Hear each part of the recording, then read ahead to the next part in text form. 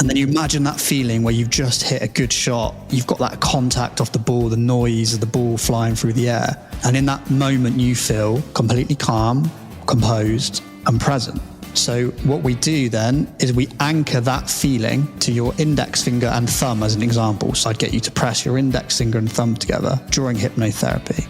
Once we've done that a few times, on the golf course, you can press your thumb and index finger together, and subconsciously, we're then creating that presence for you. So before the shot, your routine is you could press your index finger and thumb together, cultivate that feeling of presence that we've anchored during a hypnotherapy session, and you can physically change your state there on the golf course.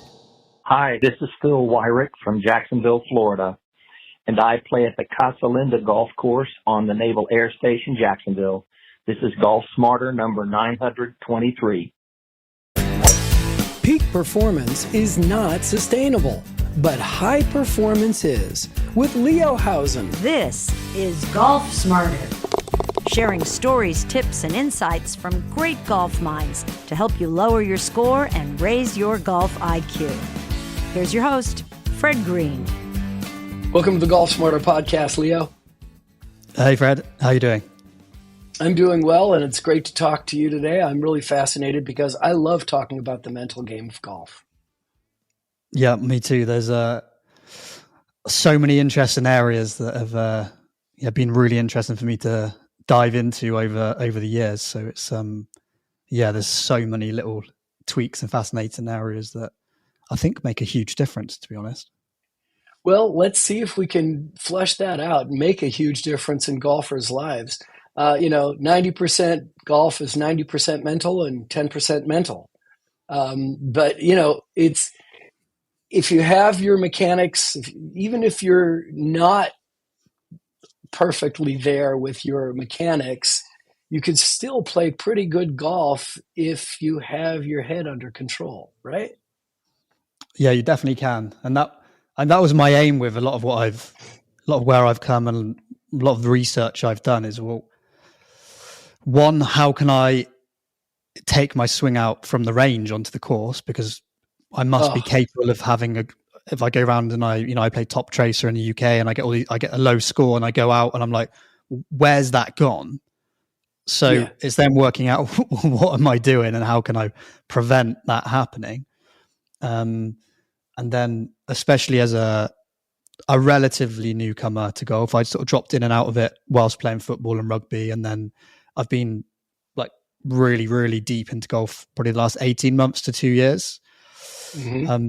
So I was, like 34 handicapper. I'm dropping that down to, I sprained my ankle. So I was getting down to near 14.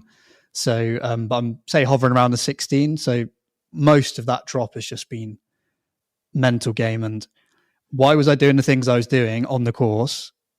And as a hypnotherapist and mindset coach, surely I can work out myself what I need to do to stop myself doing those things.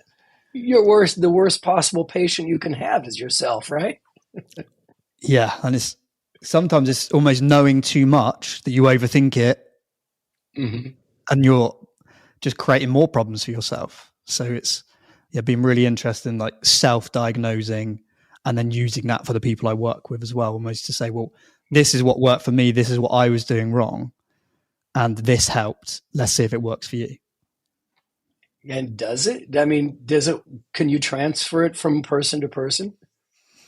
So there's always the bespoke area of each person. So hypnotherapy is an example, something I heavily rely on, but it's them working out what works for you personally to be hypnotized in a certain way and almost align with the golf swing. If I get told to feel wider on my takeaway, what does that actually translate to me and my body, and how does that feel? It's the same with the coaching of working out the language and the way I need to talk to you and your subconscious with hypnotherapy to then find the fit of what works and the language that works for you, because it's such a feelings game, in my opinion. I'm not familiar with hypnotherapy. Walk me through this. Yeah, that's a good place to start. So, Good. so I've been a hypnotherapist for 4 years longer than I have been doing it specifically for golf and performance. So I specialize now as a performance coach and performance hypnotherapist. So I work with, athletes, golfers, combat sports. Hypnotherapy specifically is actually working with the subconscious part of your mind. So it's anticipated that consciously, that's only around 5% of our mind, and the subconscious is around 95% of our mind. So hypnotherapy specifically concentrates on the subconscious, which will be your habits, and that when you do something and you think, why did I do that? I didn't want to do that. I just did it. That's the subconscious at play. So it's working specifically by putting you into a trance state, and it allows me to access your subconscious and work with you at just a much, much deeper level than you can consciously, which is why I love it for golf, because, it's like, well, you need to get into flow state to get to peak performance, which is great. But how do you do that? Right. It's not just as simple of, right, yeah, I know I want to get into flow state, but consciously, how do I do that? You need to be more present to play the best golf. Yeah, we know that, but how do you become more present? It's all these best practices of, you must do this and that. And I've almost come up with probably like 6 or 7 key areas that I think are fundamental to work on. And we do those consciously and subconsciously, because then we're reinforcing the habits you're building.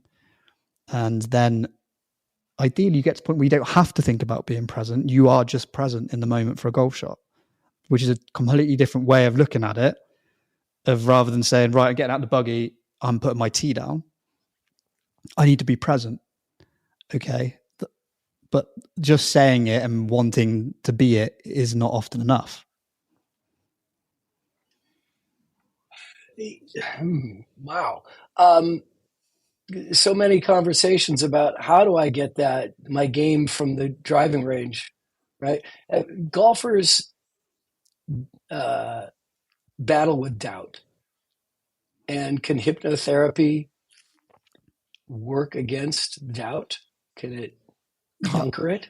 Yep, 100%. Anxiety, yips, stress. And actually, what I've actually worked out by doing this as well is you could actually just concentrate on becoming more of a high performer or more performance-based just in your life in general. And that directly relates and transfers to golf. And the link is huge, because you think you've had that great day, you feel good, you feel calm, you've turned up to the golf course an hour before, you've had a good session on the range, and you go out, that's probably when you play your best golf. Right. When you turn up and you've got 10 minutes to your tee time, and you're driving and you're hopping out, grabbing your bag, running up, and your friends are there, and you're then 50-50. What are you going to hit off your first tee shot for that day? Is that a slice? Is it straight? What's going to happen? Yeah, you have no idea what your swing's going to be that time. I mean, I don't like coming to the golf course late. I like to get there, at least an hour ahead of time, do some chipping for a while, a little bit of putting, then go to the driving range. And I've found that when I get there even 30 minutes ahead of time, my mind is racing and I can't calm down to get even, and then I'll walk up to the first tee and my hand will be shaking trying to put the ball onto the tee. Stop it.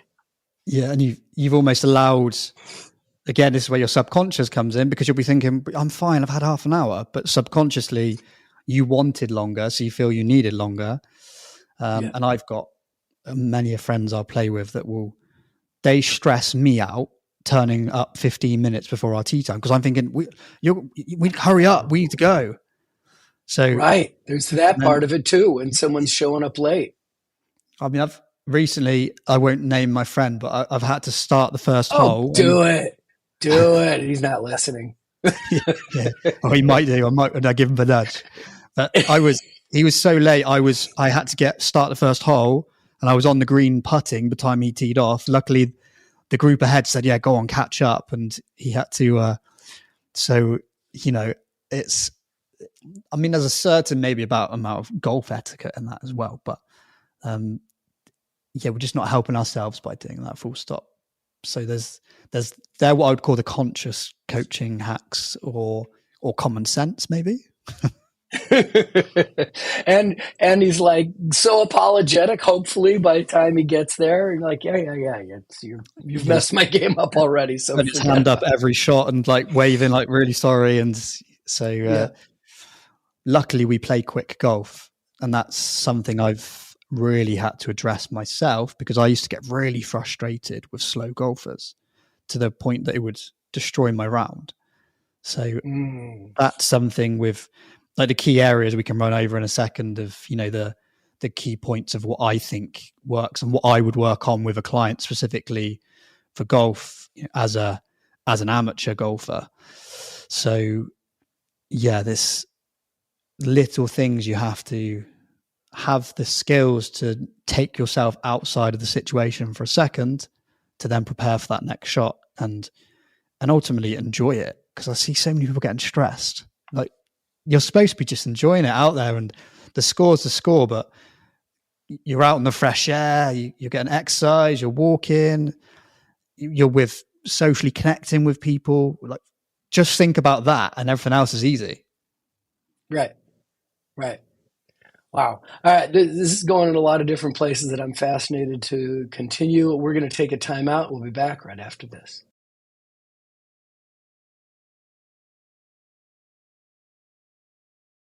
It's interesting how you talk about your frustration playing with people who are slow. My friends have accused me of not being fast, not being slow, but not being fast. And I'm very deliberate in everything that I do, because my pre-shot routine, lining up my putts, all these things. And when I play with people that make me rush what I feel is rushing, I get very uncomfortable and everything just completely falls apart. So feeling rushed, feeling slow, either way, if you can't play within your rhythm, how do you change your rhythm effectively without messing your head up? I think it's not changing your rhythm, but being comfortable with not changing your rhythm, because you know how you play best, but it's just being completely comfortable and present in that moment of, this is how I play golf, whether it's quicker or slower. So you can still have so for me, it's the waiting around. Then I'm like, I need to take my shot. Come on, I need to take my shot because I'd like to. So then it's okay. Well, I have triggers to keep me present and in the moment to remove that middle ground. So say for someone where they're trying to speed you up, they might be rushing to the shot and making you feel rushed, but then it's okay. I'm now bringing myself to the present, and this is how I take my shot. So it's the triggers to become comfortable with how you play and just not worrying. So that's the key. There's enough to worry about as there is. Exactly. So if you're worried about, I need to hit quicker, but that's not how you play, then you're going to be thinking, I'm going to hit a bad shot here, and I bet you hit a bad shot. Yeah. So I mean, that's where presence comes in. So that's one of the main elements that I would work on with people of, how do you cultivate presence during and before a round? Funny, I was going to ask you the same question. How do you cultivate presence during your round? So this is where we get the conscious and the subconscious. So, and where there's such a big link with outside of golf and inside golf. So you've got mindfulness as a really easy one, like a base. So just taking 10 minutes to meditate, that's good for you, full stop. So if you're starting to meditate 10 minutes, clearing your mind, you're going to be much more present on the golf course because you've removed all of the did I do this? Did I forget to do this? Have I called this person? Have I done that? And then into the swing. How's my takeaway? How's my turn? Am I turning my chest? And just get rid of all that. Start by meditating. Then I specifically work with people on what is called anchors. So an anchor within hypnotherapy, as an example, is I would ask you within hypnotherapy to go to a calm, happy place. So funny enough, for a lot of golfers, that'll be in a moment where they might have just hit a good shot. Mm-hmm. And then you imagine that feeling where you've just hit a good shot. You've got that contact off the ball, the noise of the ball flying through the air. And in that moment, you feel completely calm, composed, and present. So what we do then is we anchor that feeling to your index finger and thumb, as an example. So I'd get you to press your index finger and thumb together during hypnotherapy.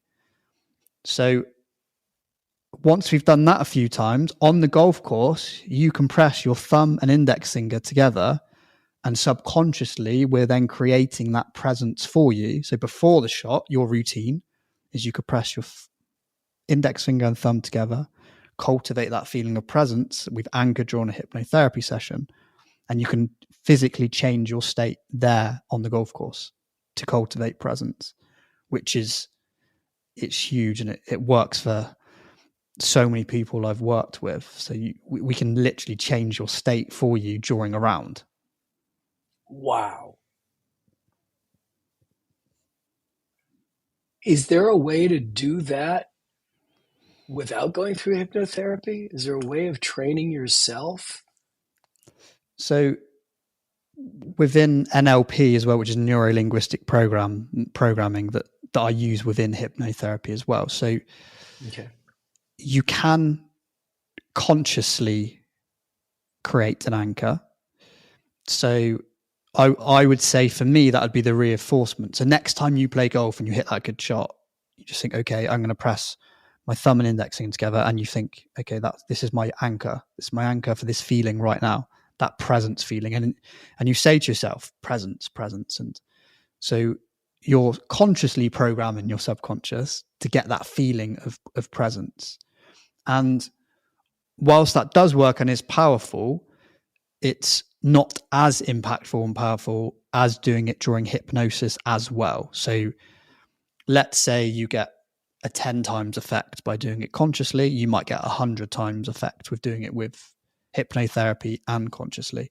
Those numbers are me just giving an example of the potential difference with working really in the subconscious. And presence is just one anchor we work on. Can you explain to me the difference between flow state? Because we're hearing that term a lot lately. It seems to be a new term, but we're hearing it a lot. And how that differs from mindfulness? Yes. So mindfulness would be more, say, meditation. So whether that's, I'll get onto Hakala, which is something you'll find interesting with regards to what that is, but it's a form of Hawaiian meditation. So meditation is more of the focus in the moment of being present. So making sure you are in the moment, whereas flow state is an optimal state of consciousness. So a meditation would be, okay, we're going to stop now, we're going to breathe, we're going to calm ourselves down, and we're going to work on removing the thoughts in that particular moment, but you couldn't meditate and play golf at the same time. Whereas a flow state is a state that you get into actively, and then that would be your optimal state of consciousness, which would link to peak performance. And I think sometimes the word flow state's thrown around too often when the meaning isn't necessarily there, i.e., well, you need to get into flow to play your best golf. Well, you couldn't be in a flow state for hopefully a 3.5 to 4 hour round unless you're playing longer. So you couldn't be in a flow state for 4 hours. So then what we're talking about is state, presence, and deliberate visualization, but they're separate from flow state. Flow state would be the accumulation of being present and in the moment and having challenge and skill balanced perfectly. That would then put you into flow state. And not to be too sciencey, but flow state is something called transient hypofrontality, which is actually the quieting down of your prefrontal cortex and your frontal lobe. So it's actually your mind, your brain quieting down. And that's what allows you to become at your optimal state of consciousness. Whereas I think there's a lot of people think it's the opposite, where you've almost got access to more brain power, but it's the opposite.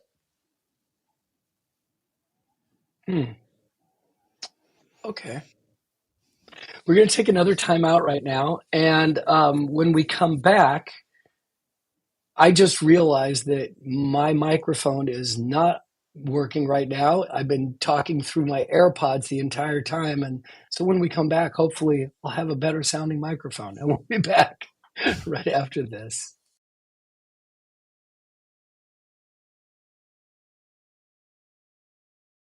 Okay, Leo, I hope you can actually hear an honest to goodness microphone now.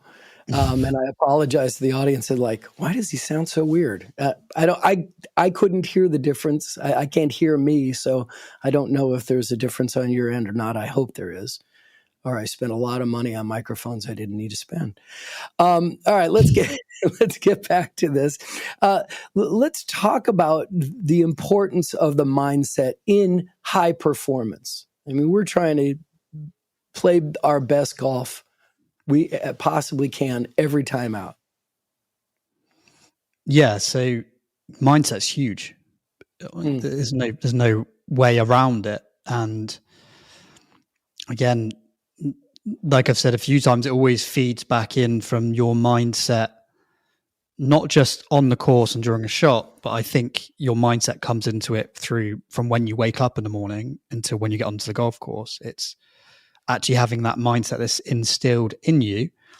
So you make good decisions and have the tools to make good shots and avoid, ultimately, it's making our bad shots less bad, in my opinion, as an amateur is the key. It's not, oh, I've hit a good shot. It's when I've hit a bad shot, minimizing the extent of that bad shot is one of the biggest impacts to lowering your score. Of, well, rather than slicing it out into the trees, into the water, I've just hit it into the right rough and it's findable. I've hit it into the left rough and it's findable. Not to say you won't get the bad shot. So it's having that overall encompassing mindset. And there's so many elements of mindset. I mean, I try and pick out, like, I've got 6 areas that I like to work on that leads to flow, in my opinion. Okay, let's talk about those 6 areas. So the first thing I always check is the mindset around nutrition and hydration. Now, you might not think, well, why, as a hypnotherapist and performance coach, are you asking about that? Because it's so simple to change. But if you're going around the course and an hour in, you're drinking a fizzy drink and you've had a chocolate bar and your blood sugar spikes and crashes, that's 100% going to affect your game. 100%. Absolutely. 100%. No question. So always check that. So water, hydrating well, like little things like just taking a sip of water before taking your next tee shot. Now, we could make that an anchor as well to keep you into presence. There's little things we can link you having a little sip of water to making you present, ready for your tee shot. So that would always be number one for me because it's such an easy win. Like, wow. Yeah, it's something that we've talked about for years here on the podcast of staying hydrated. And a thing that I learned early on in the podcast that I've always brought with me to the golf course is called sip and nibble, which is little water, after every shot, just a sip. You don't have to gulp, right? And just grazing with, like peanut butter pretzels, peanuts, maybe a Cliff Bar or something like that. But just little bits at a time to last the whole round makes a huge difference. And I found ever since I've started doing that, I've never said to anybody, "Oh boy, the wheels are really falling off here at the end of the round. Oh, I'm getting tired." That just doesn't happen when you stay hydrated. Definitely. And just graze. You can't implement all the other mindfulness and the hypnotherapy and the flow state. You can't do any of that unless your body's got what it needs in the first place. It's like huge. Getting you back from -1. That's just getting you back to 0. That's allowing us to do the work. Right. So, right. Yeah, that's always number one. And yeah, Cliff Bars. I like a Cliff Bar as well. They're good. Okay. All right. Area number 2. So 2, I would classify as state. So being able to acknowledge and change your state. So let's say you're stepping up to the first tee. You're in your sympathetic nervous system. So you're feeling people are watching me. How's my shot going to be? What am I going to do? Am I going to hit it left? Am I going to hit it right? Well, we don't want any of that. We want you to get up and hit your shot. So that would be under state change. So within that, we would have the anchors we've already discussed. And I'd always put in breath work in there as well. So just, you could do box breathing of 4 seconds out, hold 4 seconds, 4 seconds in, hold 4 seconds, just to calm your nervous system down, just to get you back into that parasympathetic nervous system and allow you to acknowledge your state isn't where it should be and change it back to give you the best chance of hitting that shot. And you could do that on every tee mid-round, if you're in a buggy, or a good example of that is you've just walked up, especially in the UK, we've got some very hilly, downhill, uphill courses. But if you've got a trolley in the winter, because there's no buggies allowed, you just push it up a big hill and you can feel you're out of breath. It would probably be a good idea just to pause for a second to catch your breath. Yep. Yeah, we have those kind of hills here in Northern California as well. Not a lot of flat golf courses. Yeah. So just acknowledging I have just walked uphill and it's okay that I'm out of breath. Let's pause a second. Right. Let's move on to the third area of mindset. So third we've touched on, but 100% would be cultivating presence. So presence. So with mindfulness, anchors and hypnotherapy within that. So cultivating presence for you might be, I've had a bit of anxiety when I've been playing golf recently. So we need to do something on anxiety. Or it might be specifically off the tee, I get the yips and I've got no idea why. We could work on that within hypnotherapy. So we would find out what it is that's causing you not to be present and then work on that to allow you to be present. And then the anchor again is a huge part of that. So we could say, okay, well, you're feeling stressed. I've acknowledged that. I can start doing my breath work. I can put my anchor. And then within hypnotherapy, we've worked on you being present. So we're just always slowly moving you back to that place of not worrying, not overthinking, because it doesn't matter at the point you're having your tee shot. Your practices have been done on the range, so just hit the ball. Right. You familiar with the clear key system? No, I don't think I am actually. I might be. Okay, then we'll go on and talk about other things. But there's a lot of that anchoring, just saying something that's going to anchor you and keep you away from being distracted. All right, 4, your fourth one. So 4 is to visualize, because you're actively giving your brain, your subconscious, direction.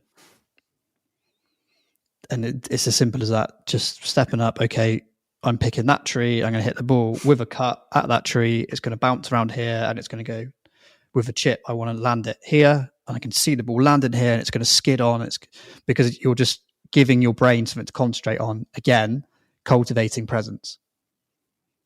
I love when I'm watching professional golf on TV and you see a guy stepping up to the tee, and just before he walks up to the ball, he'll close his eyes. And you could just see, like, he's visualizing his swing, he's visualizing his setup, his swing, the ball flight. You could just get the sense of where he's going with that, she's going with that. And I like with putting as well, when you can almost see drawing the lines back and forth, drawing the line of where that ball's going to, that's a good one. It's amazing how many times, like, if I've made a decent length putt, and it's like, I saw that before I even took the stroke. I saw exactly where it was supposed to go. And it's so hard to recreate that. It's like, I know I can do it. I've done it. How do I recreate that? The question is, practice swing or no practice swing when you putt? And the answer is? I don't know. I've started not to have a practice swing because I've read a lot of reports of that you're less intentional, that your body just needs to get up and swing because you know what you're doing with that first swing. And I very rarely 3-putt. That's a stronger part of my game. And so I'm sticking to no practice swing at the moment. In my effort to try to pick up my pace, I don't take practice swings anymore either. And as long as I try to focus on hitting in the center of the face of the putter, I do much better. And keeping my rhythm the same. It's just the 1-to-1 rhythm of the backswing to swing on the putter, but just making sure that I do that at the same pace each time, just different distance depending on how far the putt's going to be. But yeah, I don't take a practice swing very often either. And if I do take a practice swing, I'm usually looking at the hole. Yeah. Just visualizing, almost telling your body and brain, where am I going to put this ball? Where does it need to go? Yeah. Looking at the target spot. Interesting. I do the same with irons sometimes as well. Sometimes I will really. Sometimes I'll take a practice swing with my iron, and it will be like, for me, like, feel like the perfect swing, and it almost feels like I've wasted a swing. So sometimes I'll just get the feeling, like the rocking, a takeaway and the turn, and then just hit the ball. And sometimes, if depending on how well I'm playing, that works really well for me as well. Interesting. All right, let's take one more time out, find out what's going on in the archives of Golf Smarter, and then we'll pick up number 5 and 6 on your 6 areas of mindset with Leo Howson. We'll be right back. This week on Golf Smarter Mulligans is part 2 of our conversation with Dr. Joe Parent as we celebrate 10 years of his incredibly popular book, Zen Golf, Mastering the Mental Game.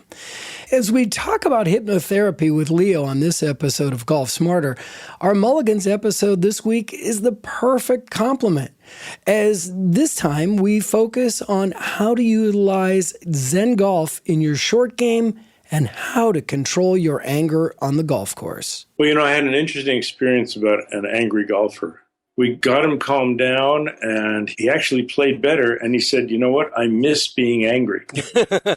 Some people use anger on the golf course as their way of venting because they can't get mad at their boss, and they can't get mad and take it out on their wives, and they can't take it out on their kids and their dogs. And the only place that they feel like it's okay to get mad is the golf course. It's a problem because it isn't fun for other people. But there are some people who that's their place to get mad. And you try to say, I'm sorry you're not having a good time. And they sort of say they're not having a good time. But underneath, they are having a good time in that they're getting their anger out.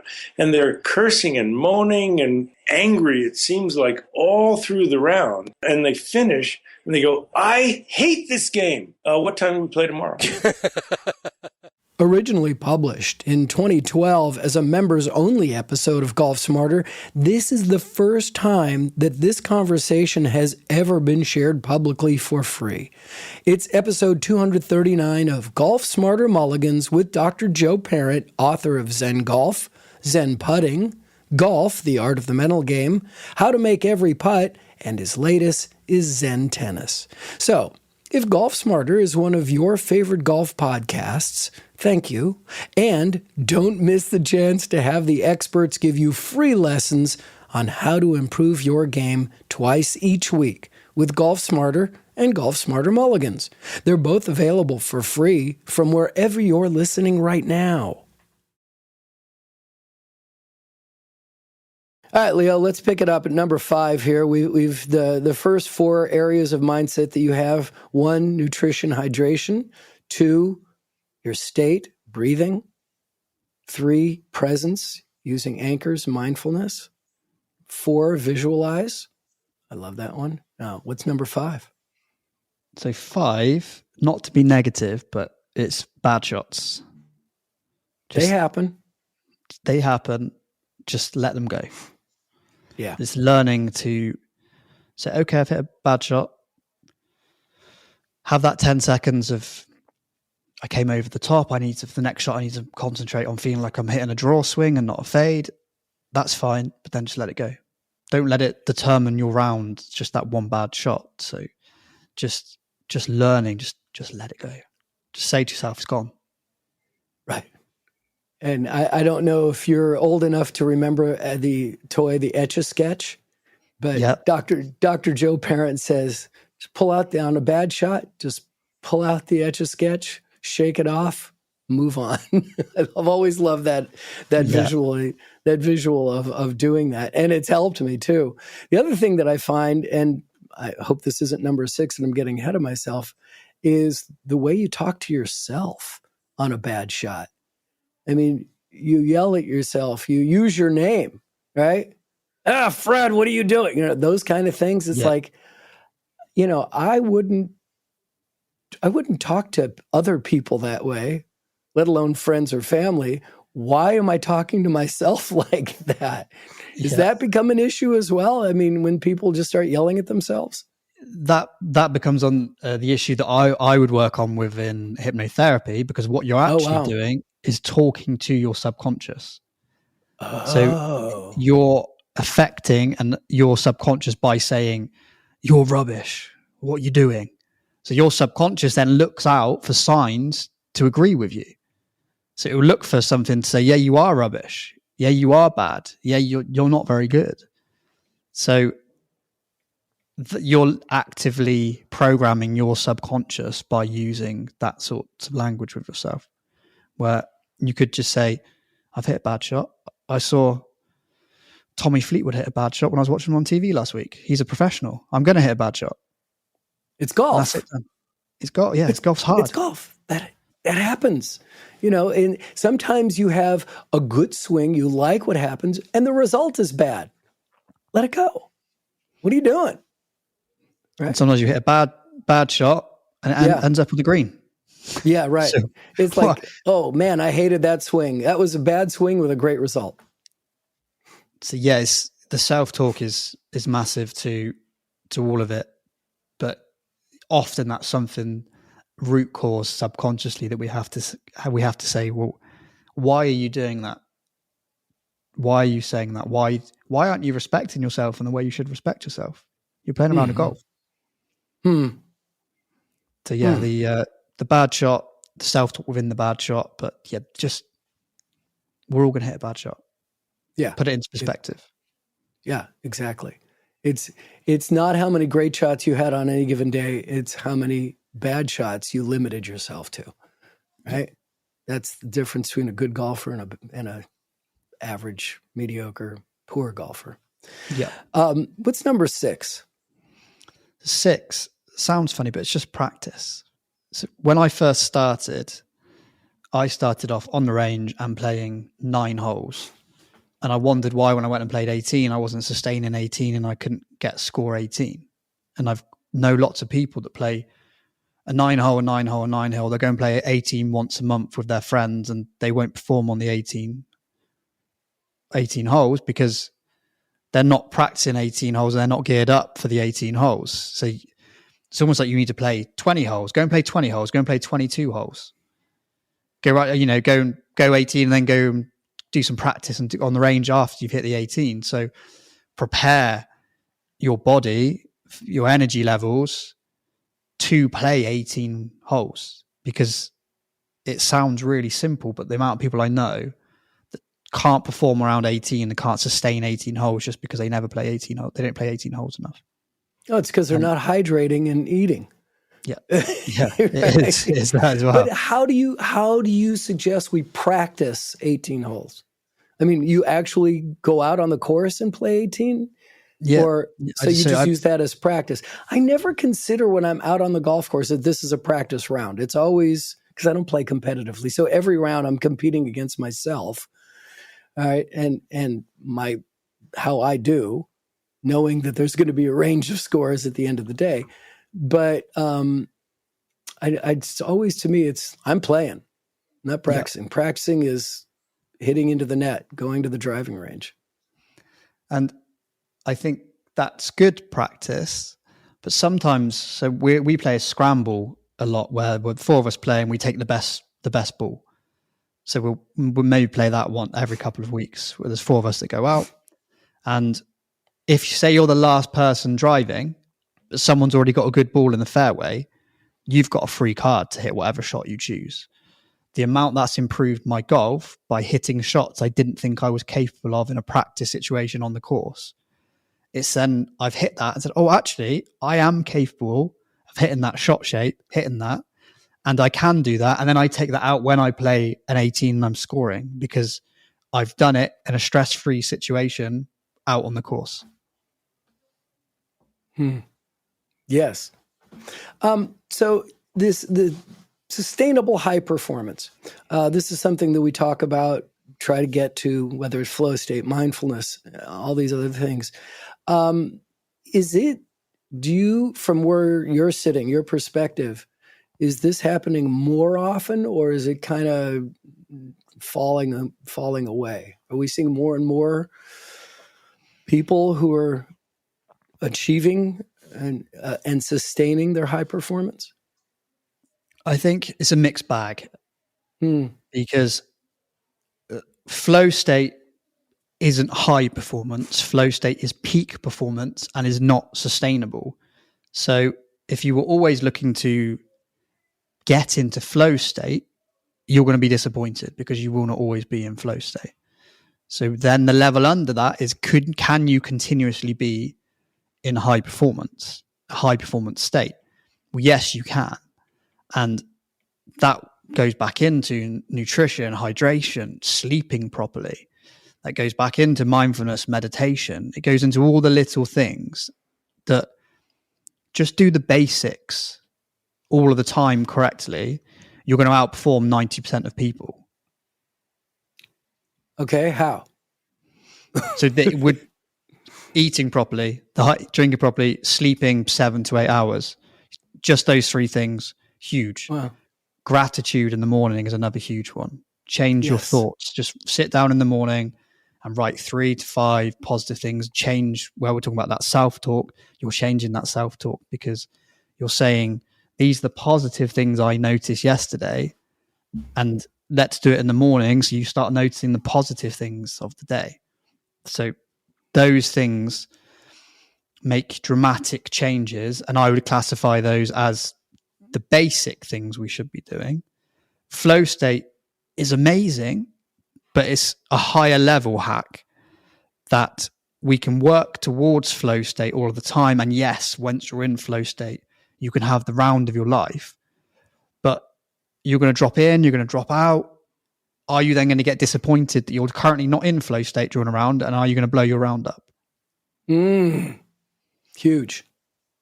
So it's acknowledging, yes, flow state's amazing, but all these little high performance things of hydration, sleep, gratitude. Cold showers are a huge one for me in terms of rebalancing, the dopamine.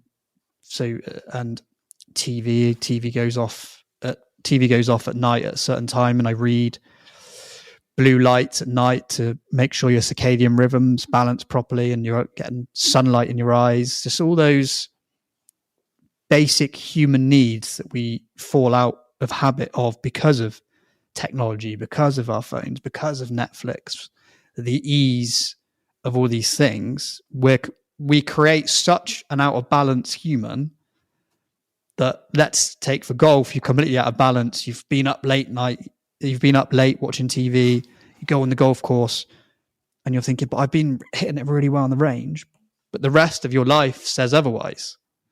So you're implying that there's a cultural or a societal shift going on here that's impacting our flow state, our mindfulness. Yes, yeah, 100%. There's Wow. more and more people now acknowledging that there has been a real problem with all of these areas, and people are vying for our attention. Our attention should be the most guarded thing we have. Our attention should be, we only give our attention to the things that matter, to the things that move us forwards. But currently, a lot of us give our attention away very cheaply, and it really affects our day-to-day, and it affects our family, it affects our work, it affects our sleep, it affects our eating, and it affects our golf 100%. So wow, the link between the two is undeniable, really. Fascinating. Now, are you able to work with people remotely, especially with the hypnotherapy, or do you have to be in person with them? No, I work with people in person and remotely. So you do? I've actually, and I put a dedicated specific golf program together, running over what we've just discussed. And I'm just about to finish up doing my TPI qualifications for screening and fitness and strength as well. So I'm probably going to double down on the golf side of it quite quickly. Wow. Very cool. How do people follow you, get in touch with you, read more about you? Yeah, so my website's a great place to start, which is leohowson.com. My Instagram's the same, Leo Howson. And that's Howson. That's correct, yeah. Yeah, so the website and Instagram, I'm on Instagram in the mornings usually, because I ban myself from it in the evenings, in line with my recommended advice. Good idea. But yeah, I work on Zoom, work in person. So, and you can do hypnotherapy remotely? Yeah, it works really well. So there's a couple of requirements in terms of making sure someone's sat in a comfortable place with their head supported, because you do sort of fall back onto your chair. And I always like good quality headphones for remote, because that just really then brings you into that present moment, as we discussed, and absorbed in the moment. Wow, fascinating. Leo, this has really been fascinating. I wish you all the luck in the world on your success, and I've learned a lot today. Thank you so much for coming on the show. Yeah, thanks, Fred. It's been very good. Loved hearing from our newest Golf Smarter ambassador, Phil Wyrick of Jacksonville, Florida. Not sure what it is about playing near an airfield, but I love watching the planes take off and land during my round. It's never been a negative distraction, but something that can pull my attention away from my game just for a few seconds, especially if I'm frustrated. Now, whether it's my favorite course, Rooster Run, that has a lot of private planes, ultralights, and the occasional private jet, or the 4 p.m. rush of FedEx planes, I guess it's consistent with me having my head in the clouds. The other two courses that I've played with airports are Metropolitan, next to the smaller section of the Oakland International Airport. I once played at Teeth of the Dog at Casa de Campo in Dominican Republic. Have you ever played there? It's amazing to be, well, it was at the time, be on the 18th tee box and see a plane coming right at you, and you have to drive the ball over the runway. Since I played there, the airport's been updated, and all that remains is a white picket fence that is between you and the runway. But the runway is so much larger now and allows planes as big as 727s to land there. But Phil says he plays at Casa Linda Golf Course at the Naval Air Station, Jacksonville. I can only imagine the jets that he gets to see are pretty spectacular. What about you? Have you played next to a runway before? Do you like it? Or is it an unwanted distraction? What features that run next to a golf course do you prefer? Hopefully not just tract homes. Anyway, write to me. Let me know. I'm curious to hear what you say. And Phil, if you're listening, write back to me and tell me what you see and feel about that Naval Air Station when you're playing Casa Linda. Wow. Anyway, Phil chose to receive Tony Manzoni's video of the Lost Fundamental, which, as you can tell each week, there are other two great gifts you can get for free, but Tony Manzoni's video seems to be the hands-down winner. So do what Phil did and become a Golf Smarter ambassador so that you too can receive a free gift of your choice just for telling us where you're from and where you play. Choices include Tony Manzoni's video, a glove and glove storage compartment from redroostergolf.com, or a box of Odin X1 balls with the Golf Smarter logo. All you need to do to get that free gift is write directly to me, and I'll send you some simple instructions on how to record an episode opening that takes less than 1 minute. Check out today's show notes to find links about each gift that you can choose from. To see and hear the most compelling short nuggets of our podcast interviews, now for both Golf Smarter and Golf Smarter Mulligans, please follow us on social at Golf Smarter on YouTube, TikTok, Facebook, Instagram, LinkedIn, and X, formerly known as Twitter. And you'll see our ongoing posts of videos and articles 5 times every week. If you have any questions, comments, or suggestions for upcoming episodes this winter, or if you want to join our list of Golf Smarter ambassadors who've received that free gift, write to golfsmarterpodcast@gmail.com or just click on the Hey Fred button when you visit golfsmarter.com.